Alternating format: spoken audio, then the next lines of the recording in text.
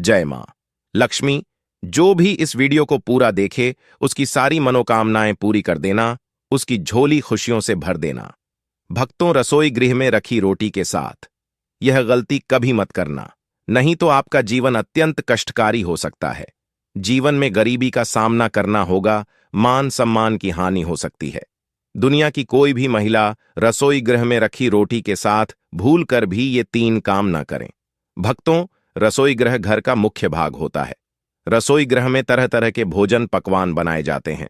उनमें से एक खास पकवान है रोटी, जिसके बगैर खाना अधूरा माना जाता है। आपको बता दें, महिलाएं अक्सर रसोई गृह में खाना बनाते समय कई ऐसी गलतियां कर देती हैं जिसके कारण घर में दरिद्रता आ जाती है, जीवन कष्टकारी हो जाता है।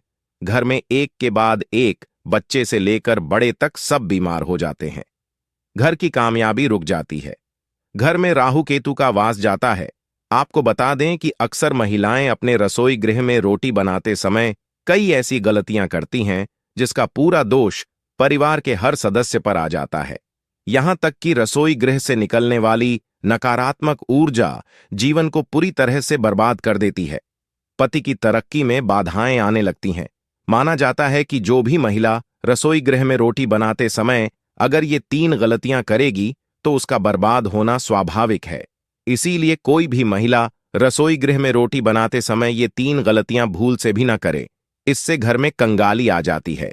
तो चलिए जानते हैं उन गलतियों के बारे में, लेकिन उससे पहले आपसे निवेदन है कि वीडियो को लाइक करें और हमारे चैनल वास्तु ज्ञान ज्योतिष को सब्सक्राइब करें। नंबर 1, सबसे पहले तो आपको बता दें कि महिलाओं को इस बात का ज्ञान होना चाहिए कि बच्चे, बड़े या बुजुर्ग, किसी को भी थाली में 3 रोटी परोस कर नहीं देनी चाहिए।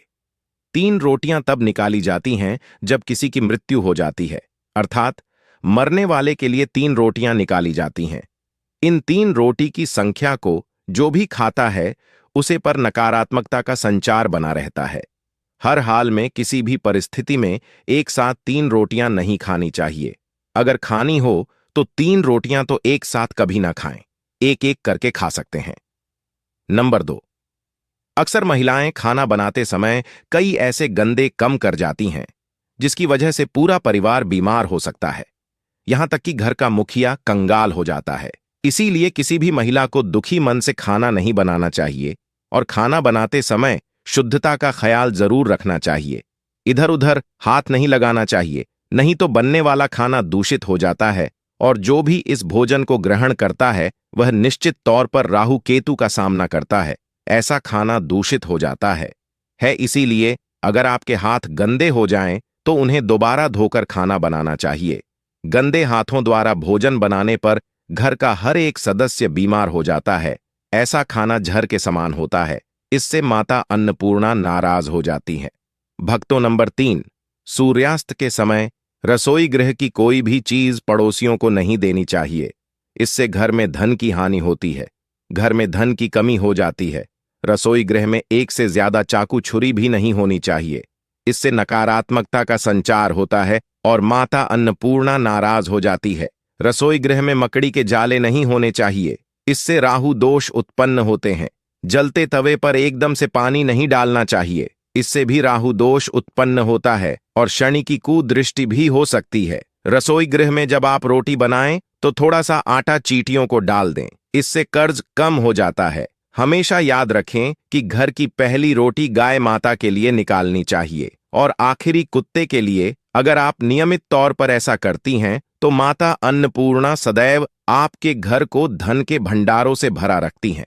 महिला का ऐसा नियम उसे कभी भी पराजित नहीं होने देता। ऐसा व्यक्ति कई पुण्य को प्राप्त कर लेता है, जीवन में कभी कष्ट नहीं आते। भक्तों, रसोई में माता अन्नपूर्णा का वास होता है। इसीलिए रसोई की ना सिर्फ शुद्धि बल्कि रसोई में क्या करें, क्या ना, ये भी बहुत मायने रखता है, क्योंकि यह सब हमारे स्वास्थ्य, धन, परिवार की सुख शांति, समृद्धि और सोच को प्रभावित करते हैं। भक्तों, हर महिला अपना ज्यादातर समय किचन में ही गुजरती है। महिलाएं अपने परिवार के लिए हेल्दी और स्वादिष्ट खाना बनाने में कोई कमी नहीं छोड़ती। स्वादिष्ट खाना बनाने के साथ साथ महिलाएं किचन की साफ सफाई का भी पूरा ध्यान रखती हैं, लेकिन इसके बावजूद भी वो जाने अनजाने में कुछ गलतियां कर देती हैं।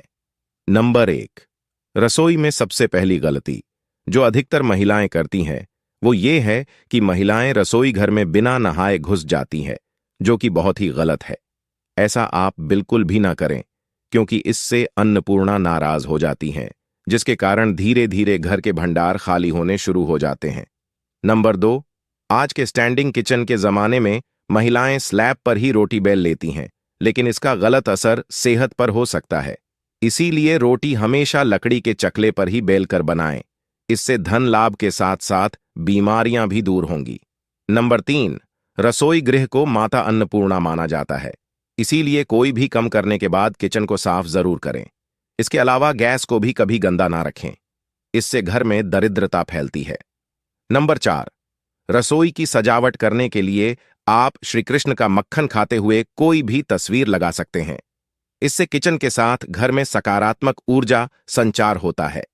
नंबर 5, रसोई में कभी भी कोई भी टूटा बर्तन, बेकार का सामान या कूड़ा कचरा जमा ना होने दें। नंबर 6, इलेक्ट्रॉनिक्स सामान जो आपके काम के लिए नहीं है या खराब हो चुके हैं, उन्हें तुरंत रसोई से बाहर कर देना चाहिए। बेहतर होगा बिजली के बेकार उपकरण या तो ठीक करवा ले या फिर उन्हें से बाहर ही निकल दे। नंबर 7, घर की स्त्री को कभी भी बिना नहाए रसोई गृह में प्रवेश नहीं करना चाहिए, क्योंकि ऐसा करने से परिवारजनों की सेहत के लिहाज से समस्या आ सकती है। नंबर 8, कभी भी घर का किचन और बाथरूम आमने सामने नहीं होने चाहिए।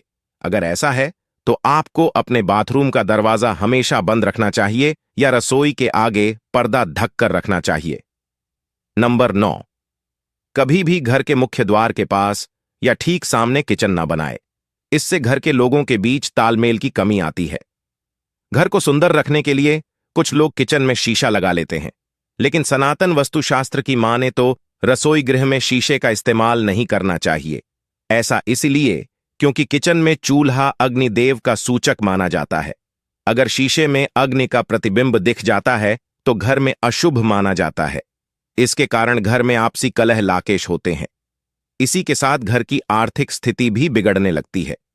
कई बार महिलाएं किचन में रोटी बनाने के बाद गुथा हुआ बचा हुआ आटा फ्रिज में रख देती है और सुबह फिर से उसी का इस्तेमाल रोटी बनाने के लिए करती हैं। वस्तु के अनुसार यह सही नहीं होता है। रसोई गृह में गुथा हुआ आटा रखने से शनि और राहु का नकारात्मक प्रभाव पड़ने लगता है। इसी कारण से जीवन में अनेक प्रकार की समस्याएं होने लगती हैं। वास्तुशास्त्र के मुताबिक किचन में नमक का डिब्बा रखना चाहिए। इस नमक को समय समय पर बदलते हुए पानी में बहा देना चाहिए। माना जाता है कि नमक नकारात्मक को कम कर सकता है। अगर आप मां लक्ष्मी की कृपा पाना चाहते हैं, मां लक्ष्मी में अपने घर लाना चाहते हैं, तो कमेंट बॉक्स में लिखे मां लक्ष्मी, आपका हमारे घर में स्वागत है। भक्तों, आज की वीडियो में सिर्फ इतना ही। मिलते हैं अगली वीडियो में। लेकिन अगर आपने अभी तक हमारे चैनल वास्तु ज्ञान ज्योतिष को सब्सक्राइब नहीं किया है तो जल्दी से सब्सक्राइब कर लें और वीडियो को लाइक करें। धन्यवाद। जय मां लक्ष्मी।